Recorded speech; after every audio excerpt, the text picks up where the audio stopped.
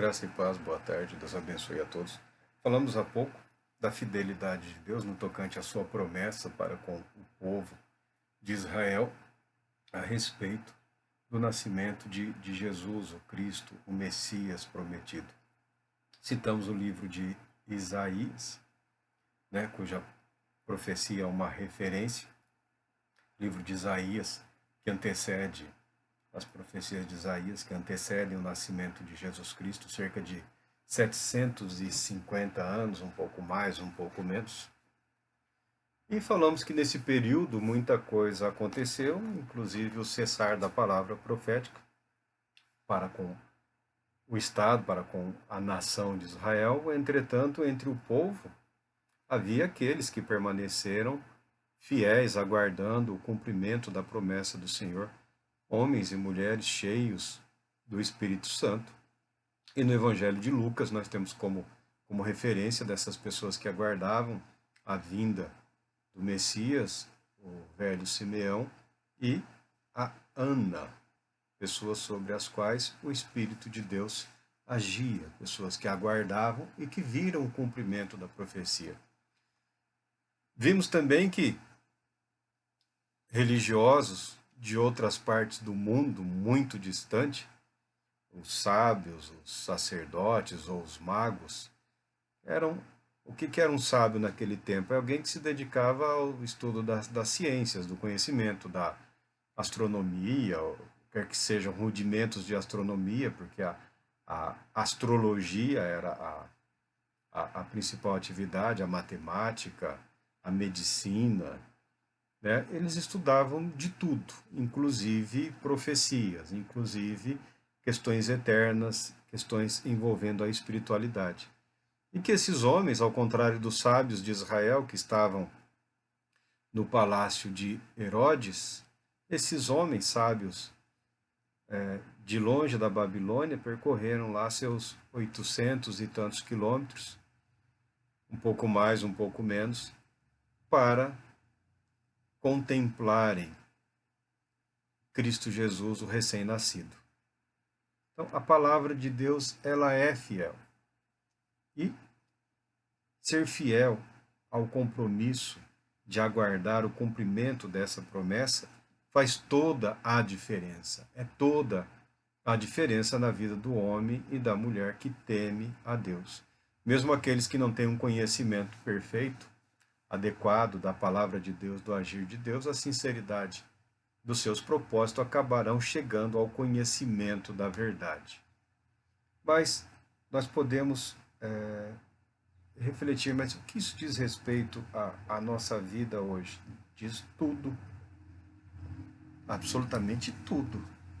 Porque da mesma maneira que para os judeus foi feita a promessa da vinda do Cristo, nós temos a consciência de fé de que ele retornará para o estabelecimento do seu reino. É essa a nossa fé.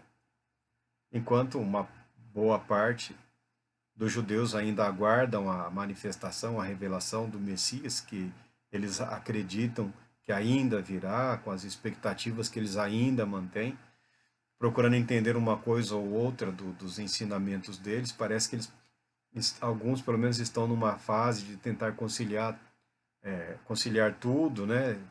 E desenvolve algumas ideias que nos são, para nós, um tanto quanto equivocadas ou até mesmo estranhas. É preciso analisarmos com um certo cuidado. Mas há entre eles que reconhecem que Jesus é o Cristo, é o Messias, né?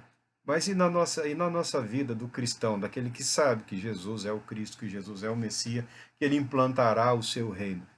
Como nós aguardamos isso efetivamente? Como nós acreditamos que esse reino será implantado? Eu sou daqueles que adota a perspectiva que a vinda do reino teve o seu início com a vinda de Jesus Cristo, com a atuação do Espírito Santo, com o evangelho do reino sendo proclamado, anunciado, invadindo os corações, a mente de homens e mulheres, e que, desde então, o reino de Deus tem sido implantado de forma invisível nas vidas das pessoas.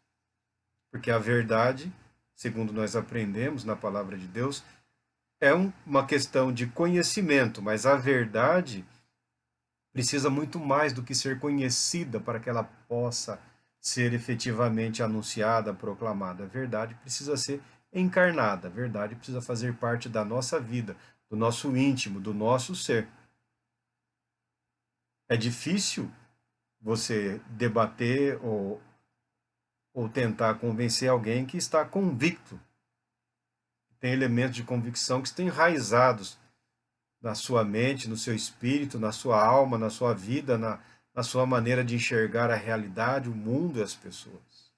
Não estou falando de um fanático ou de um louco, eu estou falando que a verdade ou o conhecimento, ainda que parcial, que nós podemos adquirir acerca da verdade, ele precisa encarnar, ele precisa fazer parte da nossa vida, do nosso ser. Aí seremos inabaláveis, aí será, apesar de questionáveis. Sempre seremos questionáveis, sempre seremos questionados. Sempre haverá em nós o risco, a possibilidade e a certeza de que decisões que tomaremos ou não tomaremos nos levarão ao erro, à falha, mas não uma derrota final. Errar não é o perigo maior da vida do cristão. O perigo maior da vida do cristão não é errar. O perigo maior da vida do cristão é não enxergar. Não enxergar a verdade que é Jesus Cristo. Então, como nós acreditamos que será a vinda, a implantação desse reino, faz diferença sim, faz muita diferença. Eu sou daqueles que acreditam que o reino será implantado com o retorno glorioso de Jesus Cristo. Ele retorna e implanta o seu reino, e o reino durará 1000 anos, chamado milênio. Alguns imaginam que a expressão milênio ela é figurativa, né? Mas eu tenho a convicção de que ela é exata, que eu não vejo nenhum obstáculo para que Cristo efetivamente governe sobre a humanidade. É um direito dele. É um direito dele. Ora, é bem verdade que há outros que acreditam, em algum momento, muitos outros acreditaram, que o reino de Deus seria implantado pela igreja. E somente após a igreja estabelecer um domínio eclesiástico, governando em nome de Cristo, num período aí que eles imaginam que seria de paz, ou sei lá o quê. Após esse período, Cristo virá. Cristo virá. Ou seja, confundem um governo eclesiástico, um governo religioso, com o reino de Deus, com o governo de Cristo, com a soberania de Deus. Não é difícil também, não foi difícil para Israel, para muitos entre os que creem na antiga aliança, permitirem que a ideia de que o reino de Israel é o reino de Deus, seria o reino de Deus. Muitos tinham essa ilusão, como se Deus tivesse limitado ao povo judeu ou à história de Israel. E a igreja, quando surgiu no seu início, eles aguardavam o retorno de Cristo para a implantação do reino. Os primórdios da igreja, a igreja dos apóstolos, dos discípulos dos apóstolos, aqueles primeiros grupos, aqueles primeiros homens e mulheres que viveram naquela fé, que eram perseguidos, que eram desprezados, que dependiam de Deus para tudo, eles acreditavam que o reino de Deus, o reino de Cristo, teria início com o retorno de Cristo para reinar, para o cumprimento das profecias. Durante um bom tempo, a chamada Idade Média, próximo do Iluminismo, a Igreja Católica quis ser a agência da implantação desse reino, confundindo o reino de Deus com o domínio eclesiástico. Não vou entrar aqui sobre a história da Europa, nesse período aí chamado Idade Média. Os reformadores, que não foi um homem, não, Lutero foi um dos expoentes. foi um dos primeiros, mas não foi o único. Através da história da igreja na Europa, sempre houve oposição aos excessos, aos abusos, ao que parecia e ao que era contrário à fé cristã, ao cristianismo, à palavra de Deus. Oposição sempre houve. A maneira como uma instituição que governava boa parte do mundo naquela época reagiu é a mesma maneira como reagiram outras instituições que governam ao redor do mundo. A igreja cristã na Europa, o catolicismo romano, não era muito diferente do sistema de governo mundano. A diferença é que a bandeira da igreja era, segundo eles expressavam, a bandeira do evangelho, o reino de Deus. Não muito diferente das instituições eclesiásticas no dia de hoje. Mas os reformadores chegaram a uma determinada conclusão, num determinado momento, sendo eles todos homens religiosos, cristãos, católicos, nunca tendo tido neles a intenção de criar outra ruptura ou algo do gênero, mas querendo liberdade, inclusive liberdade política, para se organizarem politicamente, socialmente, sem a interferência de uma igreja que era uma monarquia, uma igreja que se confundia com o Estado, um Estado que se confundia com a igreja. Eles deram início à chamada Reforma Protestante, e uma das primeiras coisas que eles tiveram que decidir é qual era a autoridade, qual é a fonte. E eles decidiram que a autoridade sob a qual eles estavam trabalhando, agindo, é a Escritura, é a palavra de Deus. Toda a Escritura é inspirada por Deus. Não que os católicos negassem a inspiração da Escritura, mas no catolicismo romano havia, naquele período, a convicção de que somente o chamado magistério eclesiástico, o magistério da igreja, tinha autoridade para ensinar, e ensinar conforme a conveniência qual era a verdade da palavra de Deus, o que era a palavra de Deus, o que era importante para as pessoas saberem. E nesse tal magistério havia a figura do monarca religioso, que seria o único com o direito de tomar decisões desse tipo. Os reformadores questionaram e buscaram devolver como princípio de autoridade para a vida do cristão a Escritura Sagrada, a palavra de Deus. Então, um dos grandes feitos da Reforma Protestante foi o de trazer a palavra de Deus, a Escritura, para todo o povo de Deus. Para todo o povo de Deus. A Escritura, os ritos religiosos na época, que eram numa língua única, incompreensível para 99% das pessoas, que era o latim, que já era uma língua morta naquele tempo, era usado no ambiente eclesiástico, na liturgia eclesiástica, usava-se na liturgia e em uma outra atividade, mas não se falava o latim no dia a dia, na vida comum. Então, participar de um culto, de uma cerimônia, era ingressar num ambiente totalmente ou parcialmente incompreensível para a mente humana. Os reformadores foram traduzindo a palavra de Deus para os seus respectivos idiomas. Né? Lutero traduziu para o que se tornou a língua comum da Alemanha, né? para o alemão, a língua alemã, né? Porque a Alemanha não era um país, uma nação, né?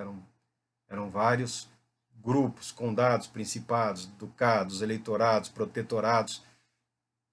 Ele deu uma língua, foi traduzido para a língua inglesa, também para outros, depois para o francês, e a Bíblia foi sendo traduzida. Até o pensamento do catolicismo romano em relação a esse aspecto mudou, e mudou muito, e tem mudado, tem se tornado bastante próximo do que desejavam os protestantes. Mesmo entre os protestantes não havia unanimidade em relação a tudo. Em relação a tudo. Uma das poucas unanimidade era a oposição ao que eles faziam a um sistema monárquico, a um sistema de religião imperialista, que dominava a vida de multidões. Mas o fundamento para a ação deles, né, a busca do princípio ao qual eles estavam subordinados e comprometidos, é o da inspiração da palavra de Deus. É o ensino de que a palavra de Deus é suficiente. Por isso nós estamos falando dessa questão. Eu estou entre aqueles que acreditam que o reino de Deus, o reino de Cristo, será implantado pelo próprio Senhor Jesus Cristo. Não será uma caricatura religiosa. Não será uma ditadura eclesiástica que proporcionará o que a Bíblia declara, o que a Bíblia apresenta como o reino de Deus. Em algum momento, os protestantes também, de parte da Europa e da América, chegaram a acreditar que eles estavam construindo uma civilização que, com o tempo, com os avanços, com a tecnologia, com a ciência, seria o implantar, o trazer ao mundo, o trazer à tona o reino de Deus. Duas guerras foram necessárias para fazer com que muitos deles repensassem. Você vai, mas os avanços eram significativos.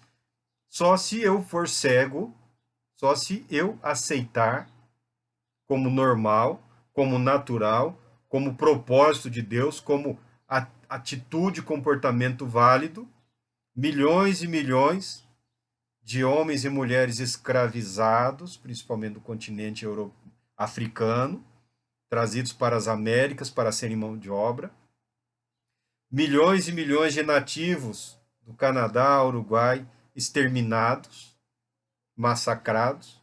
Só se eu aceitar como parte do plano de Deus todas as atrocidades que eles fizeram, realizaram no continente americano, escolhendo a si próprio, declarando a si próprios como povo escolhido e eleito de Deus. Nenhum dos conquistadores que chegou nas Américas do Norte, América Central, do Sul, pelo menos os primeiros, nenhum deles chegou como um serial killer, um psicopata, um sociopata, um assassino em série. Na mente deles, eles estavam também ampliando a fé cristã, divulgando o evangelho, ainda que massacrando, ainda que matando, ainda que destruindo, ainda que pilhando, ainda que negando o direito à existência de civilizações inteiras. Os protestantes no norte não foram muito diferentes. Não foram muito diferentes.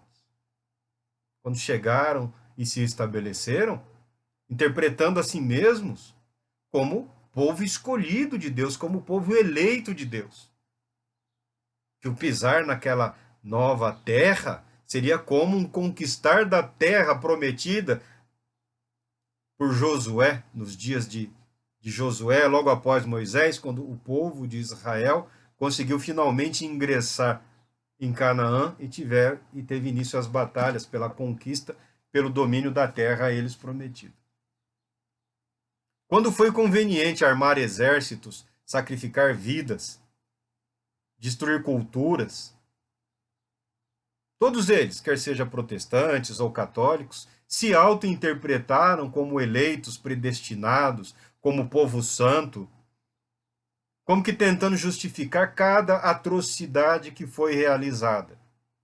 Atrocidades essa que a história das Américas registra. E até hoje, os remanescentes dos sobreviventes, quer sejam dos indígenas, das dezenas, centenas de povos e nações indígenas das Américas, os milhões de descendentes daqueles que foram escravizados e trazidos contra a própria vontade. Até hoje, há questionamentos quanto à história, os povos, as nações dos colonizadores, dos que conquistaram a terra, tenham feito justiça ou estejam fazendo justiça a esses que sobreviveram. Há questões urgentes que tem séculos. Tem séculos. Tem séculos. Então a ilusão,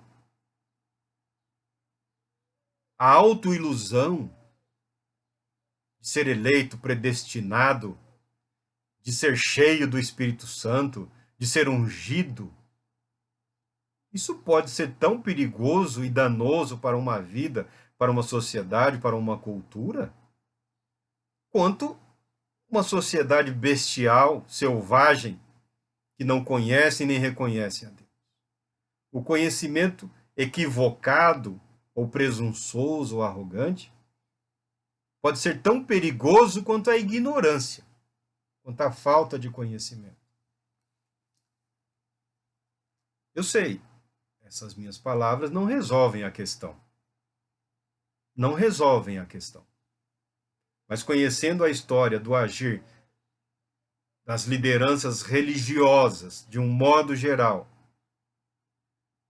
falando aqui do cristianismo, da nossa fé, as ações ou omissões de homens, e alguns homens fantásticos, extraordinários, mas quando você amplia, você se afasta um pouco, dá uma boa olhada, você só vê homens. Você só vê ações, e muitas delas terríveis. Ah, celebra-se que nós somos a América, aqui é o continente de maior número de católicos, ou uma quase unanimidade cristã. Você pegar do Canadá ao Uruguai, né? Se você abandonar as barreiras e as bandeiras, o cristianismo se sobressai a tudo. É poderoso. O catolicismo na América do Sul, na América Central, o crescimento evangélico, a presença dos protestantes. Tá? Mas nada disso criou sociedades mais justas, sociedades que representem o propósito de Deus para a humanidade, através da história e nem nos dias atuais. Ainda que alguns estejam querendo agir ainda hoje, querendo defender as leis do Evangelho, a lei de Deus, a palavra de Deus, querendo defender o que é certo, eu estou entre aqueles que acreditam que a verdade precisa ser encarnada na minha vida.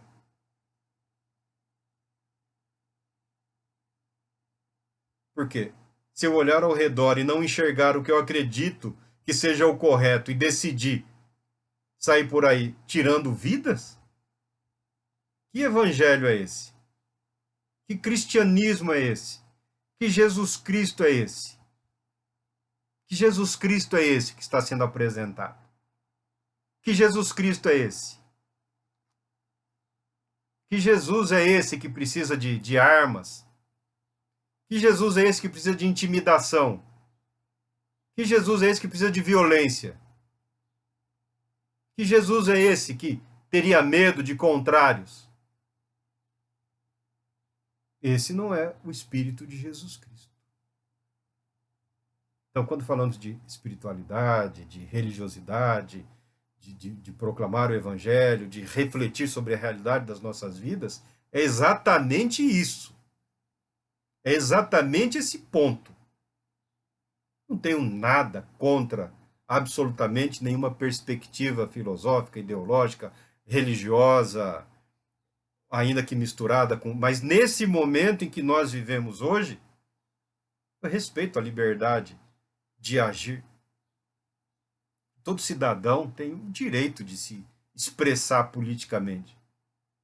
Todo cidadão tem o direito de se fazer representar, ou buscar representação, ou ser representante. Isso é legítimo, isso é válido. Agora, mascarar de evangelho não me convence. A história não convence a ninguém, não convence. Porque você mata milhões, os que sobram você tortura física e mentalmente, agora você é cristão.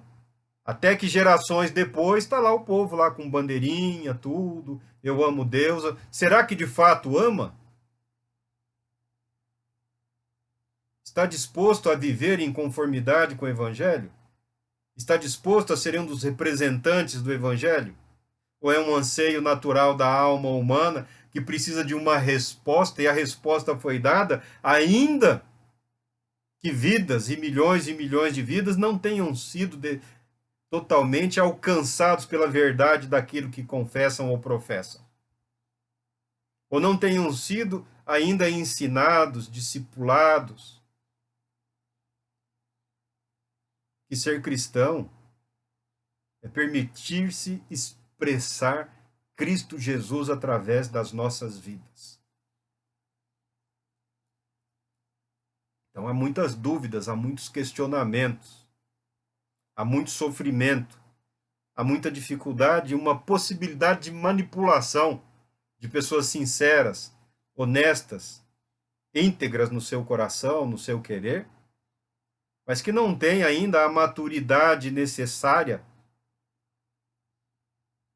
para perceberem, para se afastarem, olharem a verdade de fora, contemplarem um pouco e observarem. Como disse o apóstolo Paulo, como bem falou o apóstolo Pedro, como bem está narrado no livro de Apocalipse, o povo de Deus está sendo feito objeto de troca, objeto de barganha. Estão fazendo comércio, estão comercializando a fé de muitos, a fé de milhões.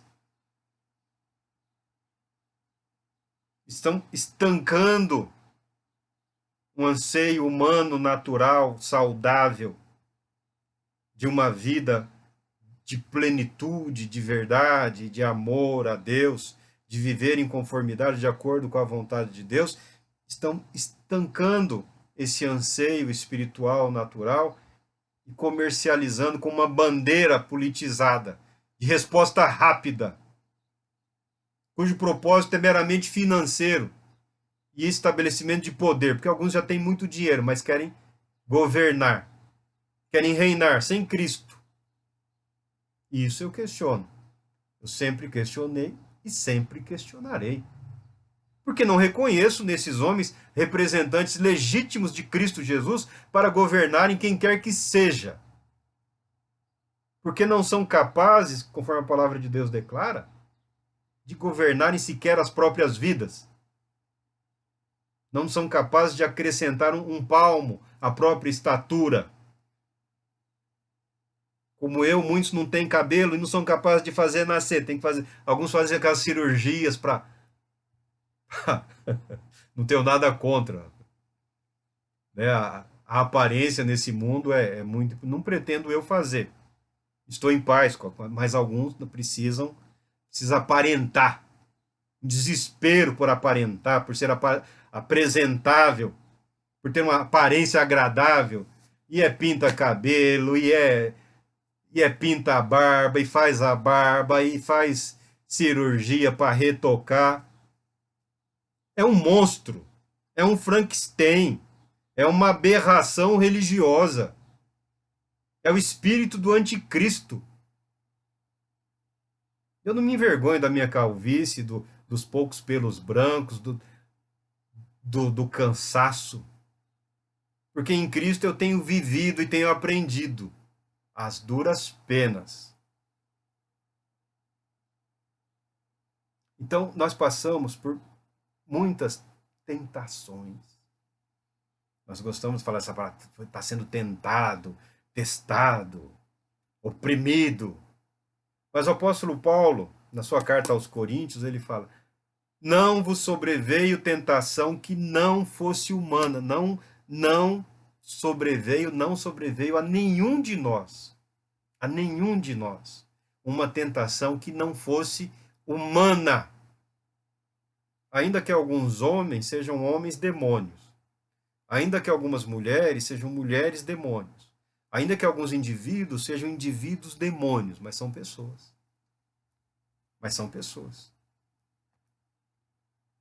A palavra de Deus está aqui declarando: não vos sobreveio tentação que não fosse humana, mas Deus é fiel.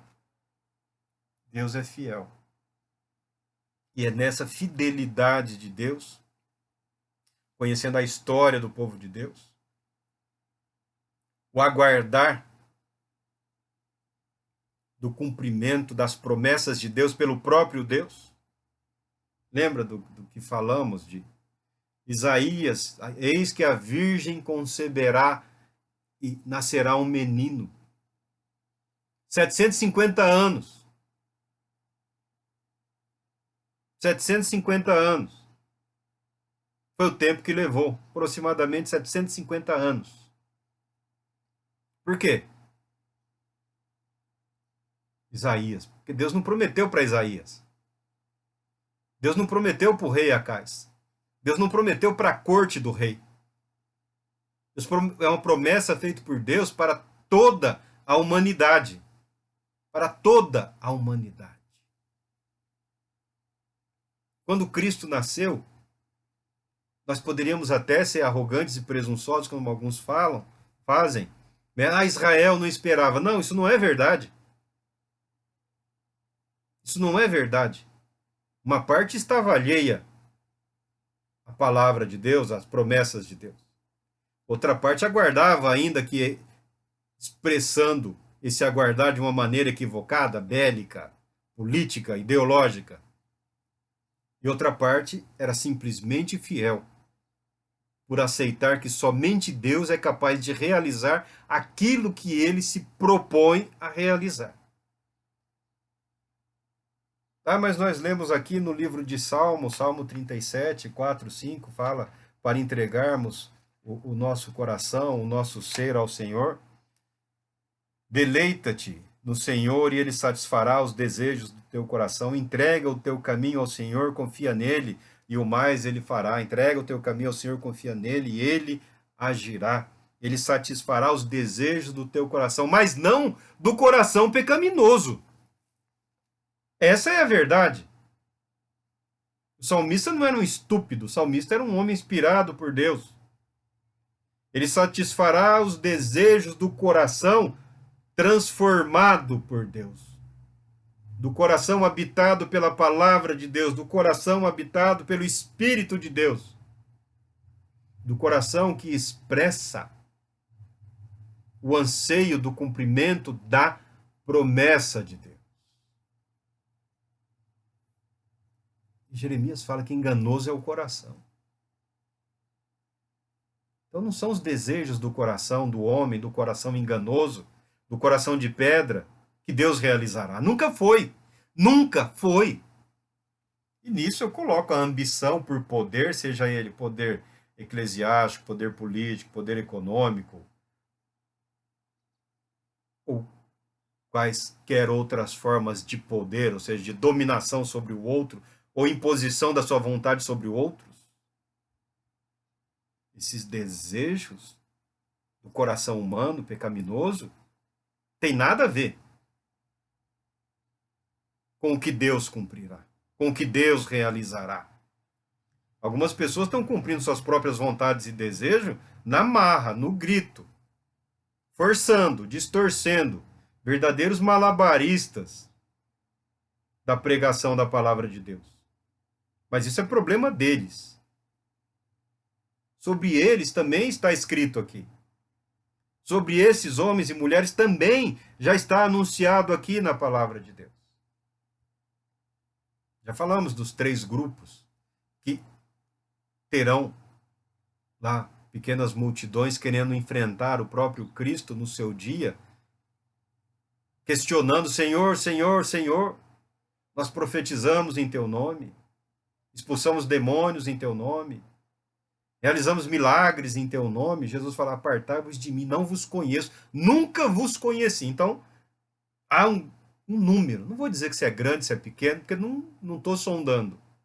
Eu estou refletindo sobre o que eu vejo, sobre o que eu ouço, o que se passa aí na mídia, nos telejornais, na imprensa, na internet, a intensa atividade aí, já praticamente declarada aí de evangelismo, neonazismo, fascismo e tantos outros ismos que o coração e a mente humana não para, não cessa de criar. Então eu continuo acreditando que o reino de Deus, que o reino de Cristo, o reinar de Deus, através de Cristo Jesus, é verdadeiro. E só será plenamente cumprido através do próprio Cristo. Não que nós não devamos nos empenhar em tentar fazer com que este mundo seja melhor. Não estou falando de acomodação. Estou falando de aceitação da verdade. De aceitação da verdade. E Paulo continua falando aqui, ó, Deus é fiel e não permitirá que sejais tentados além das vossas forças. Pelo contrário, juntamente com a tentação, vos proverá livramento de sorte que a possais suportar. Nós somos tentados de muitas maneiras. De muitas maneiras. E uma das mais tristes e vergonhosas, na minha opinião, é permitir que o Evangelho de Jesus Cristo seja transformado num instrumento de manipulação de pessoas com objetivos de estabelecimento de ideias, de conceitos e de pessoas em posições por eles sonhadas que não correspondem à verdade da palavra de Deus. Que Deus Todo-Poderoso te abençoe, que Deus Todo-Poderoso te abençoe, que nos abençoe, que te traga paz, te traga alegria, te traga as razões para confiar que Deus é fiel, que Deus é fiel para cumprir tudo que Ele prometeu, tá? Por Ele mesmo, sem meios alternativos. Que Deus te abençoe. Querendo Ele, retornaremos.